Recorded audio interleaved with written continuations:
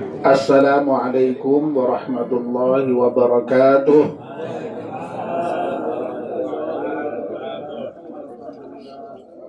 Bismillahirrahmanirrahim. Alhamdulillahi rabbil alamin. Wassalatu wassalamu ala ashrafil mursalin Sayyidina wa maulana Muhammadin wa ala alihi wa sahbihi ajma'in. Amma ba'd. Bapak dan ibu yang dirahmati Allah subhanahu wa ta'ala, kita mungkin barangkali pernah mendengar qaul yang menyatakan bahwa ad-dunya mazra'atul akhirah. Dunia itu adalah tempat bercocok tanam untuk akhirat. Sudah pernah dengar Pak ya? Bu, sudah pernah dengar Bu? Sudah. Belum? Nah tadi saya ulang ya. Saya kira ini populer sebenarnya ini. Ad-dunya mazra'atul akhirah. Dunia itu adalah tempat bercocok tanamnya akhirat. Paling tidak ada dua hal ya terkait dengan ungkapan ad-dunya mazra'atul akhirah ini. Yang pertama bahwa dunia itu tempat bercocok tanamnya akhirat. Itu berarti apa yang kita tanam di dunia ini, itulah yang akan kita panen di akhirat. Makanya ada ungkapan yang lain yang hampir senada ya, tapi tidak menyebut dunia dan akhirat, tapi lebih umum sifatnya.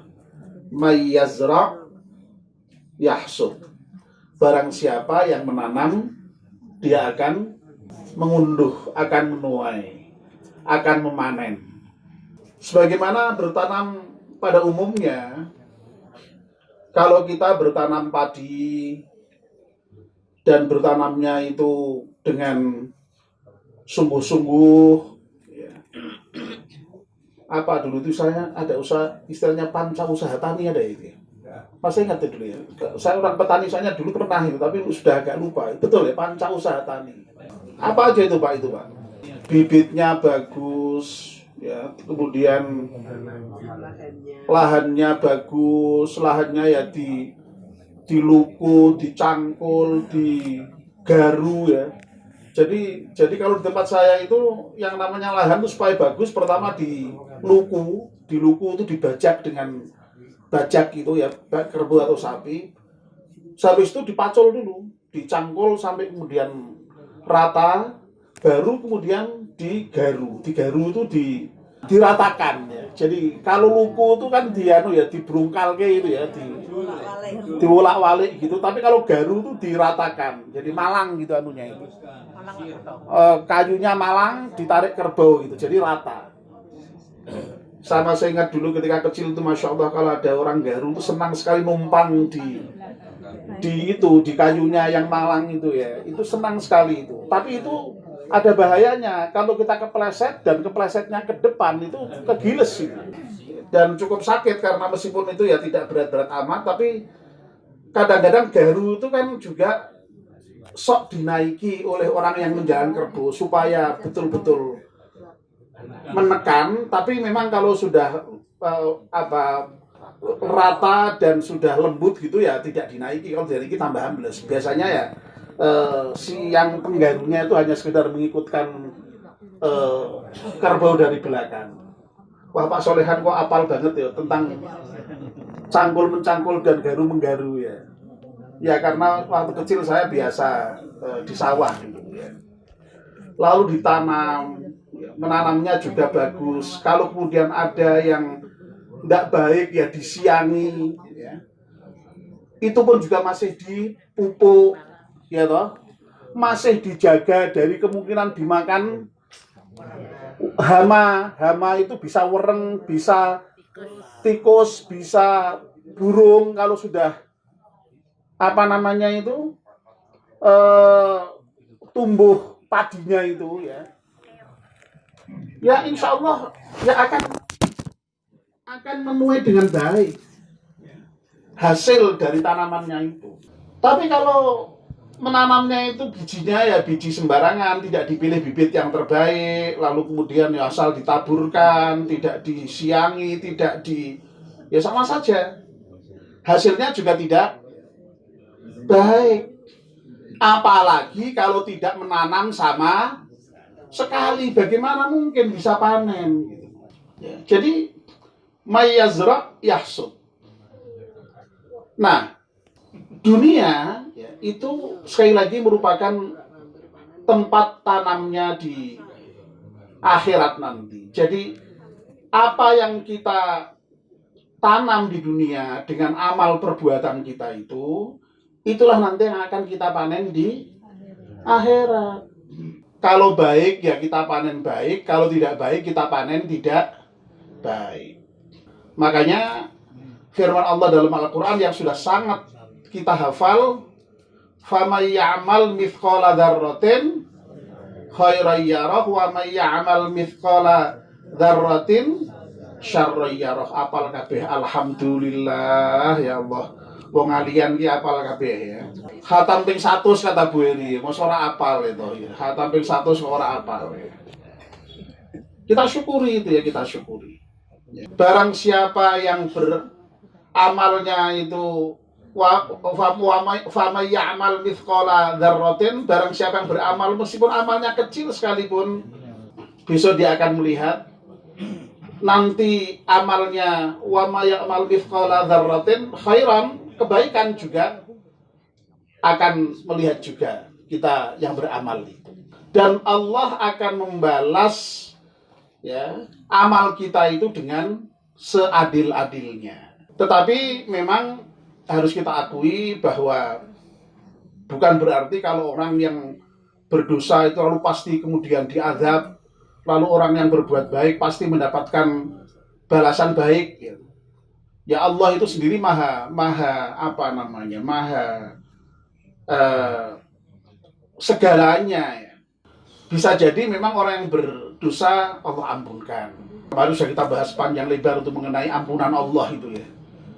Dari mulai kemungkinan diampunkan sebelum mati sampai ketika mati sampai sudah mati itu ada kemungkinan diampunkan masih.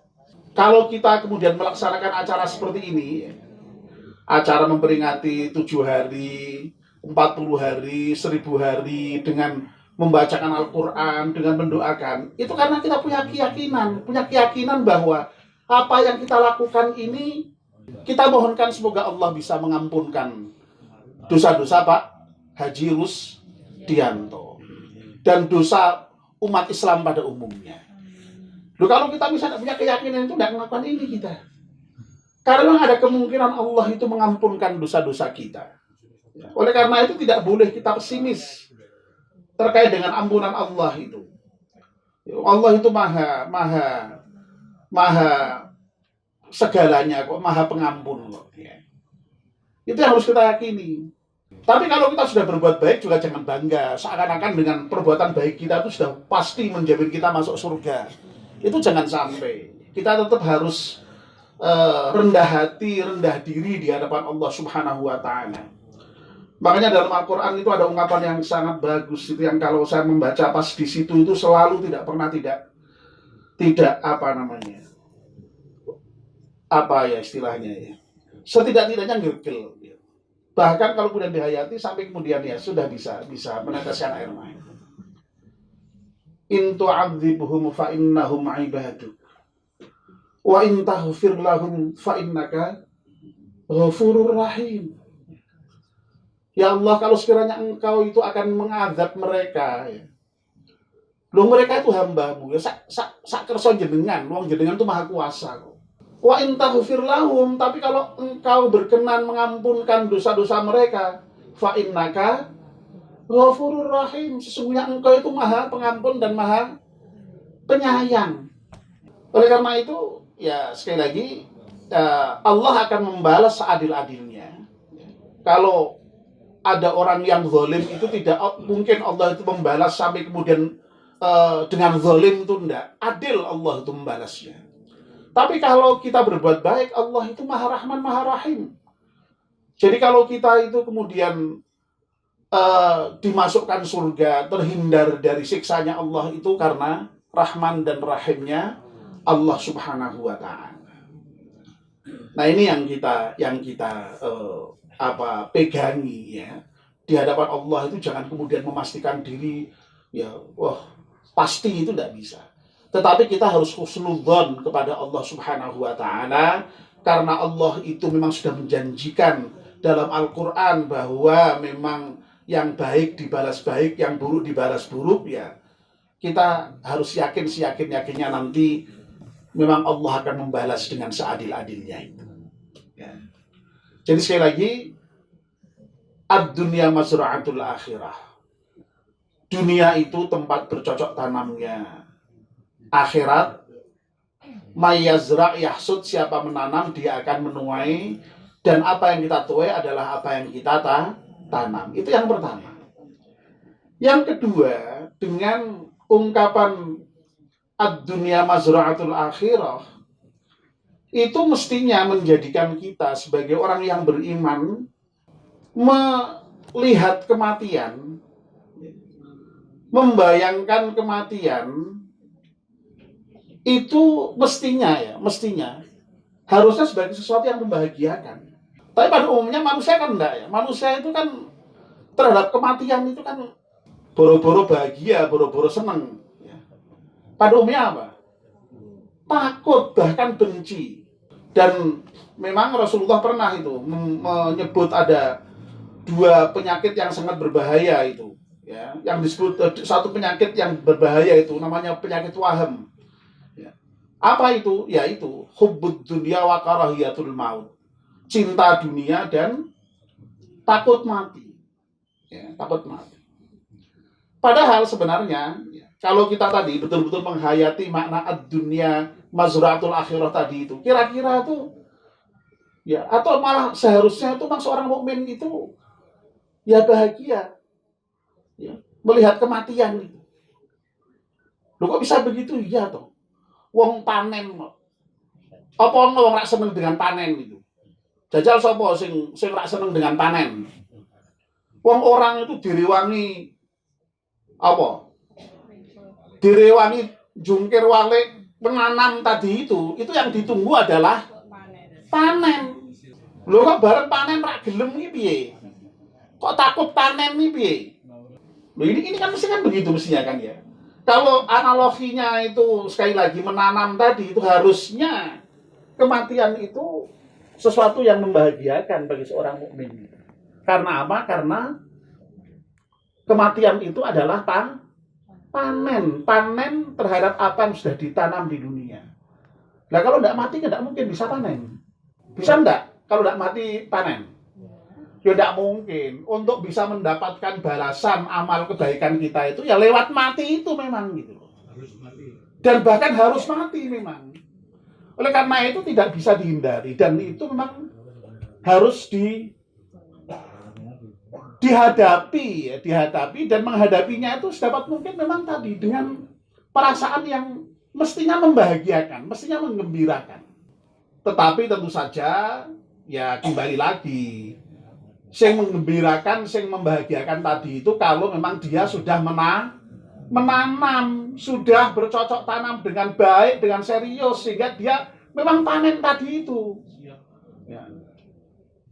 Nah bagi yang memang tidak menanam, karena tidak panen ya takut memang itu. Nah oleh karena itu persoalannya adalah berarti bagaimana kita menghadapi kematian itu. Lagi-lagi ini sudah berkali-kali kita sampaikan. Intinya adalah bagaimana kemudian menghadapi kematian itu. Kematian sekali lagi yang selama ini memang dipersepsi oleh sebagian orang menakutkan itu, memang harusnya diubah. Perspektif kita terhadap kematian itu diubah. Kematian itu menjadi sesuatu yang menyenangkan tadi itu, yang menggembirakan itu tadi, sehingga lalu ya kita songsong justru kematian, dan menyongsongnya tidak lain adalah dengan mempersiapkan diri dengan beramal sebaik-baiknya ya, yang tadi itu ibarat menanam tadi ya, kita menanam dengan yang sebaik-baiknya itu supaya kita betul-betul bisa memanen apa yang kita tanam di dunia itu nanti. Jadi ini Bapak dan Ibu-ibu ya. Jadi sekali lagi ad-dunya mazra'atul akhirah itu setidaknya punya dua makna tadi itu. Yang pertama bahwa kita menjadikan dunia ini sebagai tempat bercocok tanam kita, yang apapun kita tanam besok akan kita tunai. Dan yang kedua, sekali lagi, mestinya dengan perspektif seperti itu berarti kematian itu sebagai sesuatu yang memang membahagiakan, sesuatu yang menyenangkan bagi orang yang sudah menanam dengan sebaik-baiknya tadi itu. Karena apa? Karena panen tadi. Makanya ada juga yang mengibaratkan yang namanya kematian itu ya seperti wisuda ya. Kalau di satu sisi tadi panen, ada yang mengibaratkan seperti wisuda. Wisuda itu tidak ada yang tidak mengembirakan, pasti bahagia. Karena apa? Itu merupakan ya sama sebagai panen. Panen dari apa? Belajarnya selama ini. Ya. Coba Anam ini ya. Sedang kuliah, susahnya bukan main ya. Ya. Harus mengerjakan tugas. Ya. Tapi waktunya adzan kudu balik di masjid. Ya. Adzan ya. Ora kena ora. Ya. Subuh harus bangun. Ya. Ini ya. Susah itu yang namanya pendidikan itu. Nah, yang ditunggu-tunggu apa? Wisuda, yang ditunggu-tunggu wisuda loh. Orang ono wisuda sedih ra ono. Ya, ra ono wisuda sedih. Pasti senang. Ya, tersenyum. Yang sedih, yang sedih. Yang bahagia tidak hanya wah Bu Ari piye to mosok ya. Sing sedih sing bayar jarine wae. Ora nang, sing bayari juga seneng nang. Lho soalnya apa lho nek wis sudah rampung berarti kok malah seneng to Bu ya kok malah sedih piye. Wah Bu Ari yo sembrono ya Bu Ari. Jadi bahagia. Membahagiakan wisuda itu makanya. Nah kadang-kadang ada yang mengira seperti itu, kematian itu berarti menyenangkan. Ya. Oleh karena itu, ya persis yang dikatakan Pak Edi itu ya. Jadi di antara yang sempat disampaikan bapak saya itu ketika menjelang wafat itu kalimat seperti itu, persis yang dikatakan Pak Edi. Ya kurang lebih ungkapannya begini. Wong mati ki pancen wong urip pancen ya kudu gelem mati to ya. Sementara gelem mati lah kapan oleh panen. Mosok penanam terus. Justru kematian itu emang untuk panen itu. Jadi kudu gelem mati dan memang seharusnya mati. Cuma persoalannya itu kapan itu yang enggak kita tahu. Ibarat jam yang bergerak di dinding itu kalau jamnya jam pakai batu itu kan ya muter terus itu ya.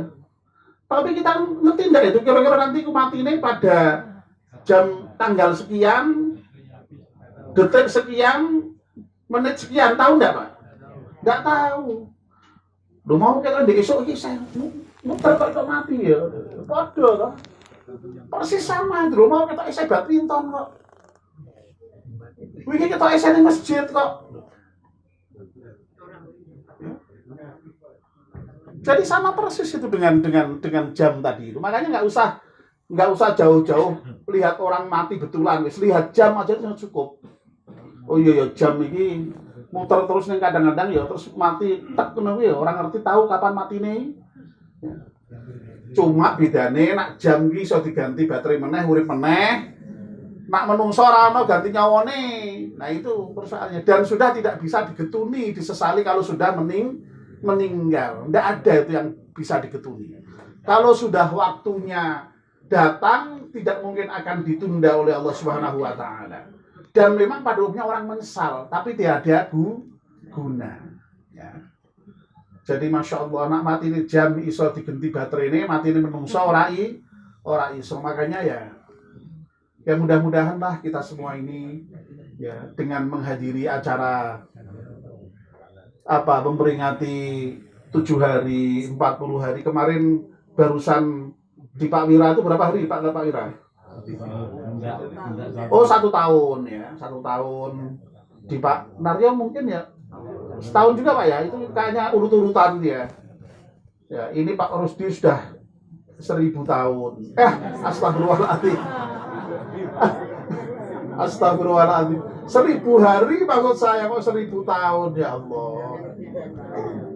Gue nak 1000 tahun kok mau dek pagi Pak Masrur dia. Pak Solehan dia orang mati-mati rakyat. Masya Allah, ya. Iya. Ya Allah ya. Jadi mudah-mudahan Pak ya, mudah-mudahan kita ini oleh Allah Subhanahu wa taala diberi kesadaran yang penuh ya. Kesadaran yang kuat bahwa memang kapanpun waktunya kita akan wafat dan dunia ini tempat bercocok tanam kita, makanya marilah kita bercocok tanam dengan sebaik-baiknya. Dan kita punya banyak ladang ya. Ladang amal kita Masya Allah di RW 3 ini Masya Allah ladang amal itu luar biasa ya. Kita punya masjid, punya panti asuhan, punya GSR, punya apa lagi Bu? Punya pengajian. Ya, itu ladang amal kita semua. Ya, ladang amal semua. Ya. Mari kita berlomba-lomba ya. Ya jadi ini juga saya tak mengkut kata-kata bapak saya lagi. Tidak apa-apa punya ada ungkapan yang bagus. Mungkin bapak-bapak sudah pernah ke desa saya ya, sebagian ya ketika bapak wafat itu. Sempat melihat masjidnya Pak ya. Iya. Ya masjidnya sangat besar sekali dan indah sekali. Itu tidak mengandalkan bantuan dari mana-mana, hanya dari orang-orang desa itu sendiri. Ya. Dengan jumputan nelayan, jumputan tambak, dengan apa istilahnya uang aqua, ya, bahasanya itu aqua. Aqua itu maksudnya apa? Di rumah-rumah, di depan rumah itu diberi itu gelas aqua itu, lalu orang-orang itu kalau punya uang, punya apa sudah masukkan di aqua itu. Jadi sampai disebut dengan uang aqua. Alhamdulillah bisa jadi seperti itu. Itu Bapak, di antara ungkapannya yang saya dengar sendiri itu, ini kita punya sawah. Mari kita garap sendiri. Besok kita bisa panen. Lah nek sawah itu kok digeke wong liya, dijaluke sumbangan ke sana-sana, itu berarti sama aja dengan sawah kita disuruh nggarap orang lain. Itu dengan hanya bahasa begitu Bapak saya itu. Ya. Iki awake dhewe ndek sawah, ayo digarap dhewe, aja digarapke wong liya. Cuma gitu tok. Masya Allah. Nah ini kita punya ladang yang sangat luar biasa ini. Ya. Panti asuhan, GSR, ya. Masjid. Ini ladang amal kita. Ya. Mari kita tanami. Mari kita tanami dengan amal kita. Ya, ya Allah, mudah-mudahan nanti kita sama-sama memanen di akhirat kelak. Amin ya rabbal alamin. Nuwun sewu, saya terus terang terharu ya. Misalnya sesuatu yang baru misalnya ya, yang coffee morning gitu ya. Itu baru saya ngomongkan sudah, saya pisannya, saya ininya. Oh besok saya sedekah Bu, saya juga mau Bu, saya mau saya dengar begitu katanya itu sudah. Masya Allah ya. Jadi sampai sisa Pak. Sampai sisa ya, iya. Termasuk untuk yang besok pagi itu katanya. Itu sisa sampai sisa. Itu sampai saya lontongnya, saya ayamnya, saya telurnya, saya sambal gorengnya, saya kerupuknya itu sudah. Oh ini kan menunjukkan ya Allah ya. Nanti anak dengan saya tinggal makan ya. Nah gitu ya. Jadi sampai begitu tuh ya. Itu saya terus terang aja terharu dengan respon jamaah yang seperti ini. Ya. Mudah-mudahan sekali lagi ini menjadi ladang kita ya, menjadi ladang kita yang insya Allah nanti akan kita panen besok di akhirat kelak. Amin ya rabbal alamin. Demikian yang bisa kami sampaikan. Mohon maaf kalau ada kekurangan dan ada kekeliruan serta ada hal yang barangkali mungkin tidak berkenan di hati Bapak dan Ibu-ibu, wabil khusus Ibu Hajah Rusdianto beserta keluarga besar. Akhirnya mari kita tutup pengajian kita ini dengan membaca doa bersama-sama. Bismillahirrahmanirrahim. Wal 'asri innal insana lafi khusrin illa alladziina aamanu wa 'amilus shaalihati wa tawassaw bil haqqi wa tawassaw bis sabr. Subhanakallahumma wa bihamdika asyhadu an la ilaha illa anta astaghfiruka wa atubu ilaik. Wassalamualaikum warahmatullahi wabarakatuh.